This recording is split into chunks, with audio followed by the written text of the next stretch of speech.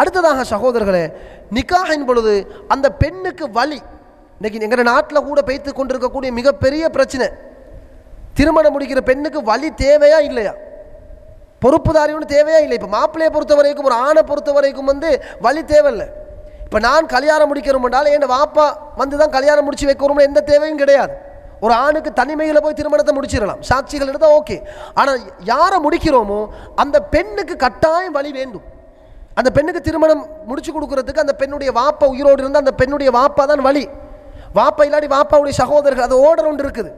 ஏதோ ஒரு அடிப்படையில் அந்த பெண்ணுக்கு பெண் பக்கத்தில் வழிகாரர் தேவை என்பதுதான் சரியான கருத்து. இப்போ உங்களுக்கு ஒரு டவுட் வரலாம், வழி தேவையில்லைன்னு ஒரு பாட்டி சொல்கிறாங்க தானே. இந்த கருத்து வேறுபாடு ஒரு மிச்சம் காலமாக நிலவக்கூடிய ஒரு கருத்து வேறுபாடு தான்.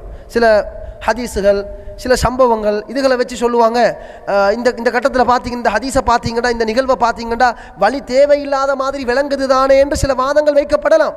ஆனால் ரெண்டு பக்கமான ஹதீஸுகள், குர்ஆன் வசனங்கள் அனைத்தையும் நாங்கள் ஆய்வு செஞ்சு பார்க்கிற நேரத்தில் அதிகப்படியான உலமாக்கள் எடுத்திருக்கக்கூடிய முடிவு என்ன தெரியுமா?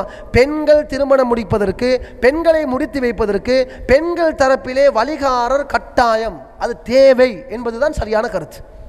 பண்மை காலத்தில் எங்கள் நாட்டில் கூட பெரிய பிரச்சனை, கொஞ்சம் பேர் நிற்கிறாங்க, இல்லை பெண்களுக்கு வழி தேவையில்லை, நாங்கள் நினச்சா முடிக்கிறோம், நினச்சா அந்த ஸ்டைலுக்கு போய் கொண்டிருக்கிறாங்க. ஆனால் சரியான கருத்து, இந்த கருத்து வேறுபாடுகளுக்கு சரியான கருத்து என்னன்னு கேட்டால், பெண் தரப்பில் அவங்களுக்கு வழி தேவை, அவங்களோட வாப்பா தேவை, வாப்பா இல்லாட்டி வாப்பாட சகோதரர்கள் தேவை, அவங்க இல்லாட்டி அதுக்கு அடுத்த ஓர்டருக்கு யார் வழிதாரராக வராங்களோ அவங்க தேவை. யாருமே இல்லைன்றா அந்த ஊரில் ஒரு தலைமைத்துவம் இருந்த அந்த தலைமைத்துவத்தை சொல்லி, எங்களோட பிள்ளைக்கு யாரும் சொந்தக்காரரும் இல்லை, இந்த பிள்ளை தானாக வளருது அல்லது இந்த வீட்டில் வளர்ந்துருக்கிறாங்க, ஒரு பள்ளியோ முன்னுக்காவி அல்லது ஒரு காதி முன்னுக்காவி என்ன செய்வார், அந்த கல்யாணத்தை நடத்தி வைப்பார். ஒருத்தரும் இல்லைன்னு வரக்குள்ள எப்படியும் அந்த பெண்ணுடைய பகுதியில் ஒரு பொறுப்புதாரி தான் இந்த திருமணத்தை செஞ்சு வைக்கணும் என்பதுதான் சரியான கருத்து. ரசூலுல்லாஹ் சொல்றாங்க, லா நிக்காஹ இல்லா பி வலிஜின், வலி இல்லாமல் திருமணம் கிடையாது.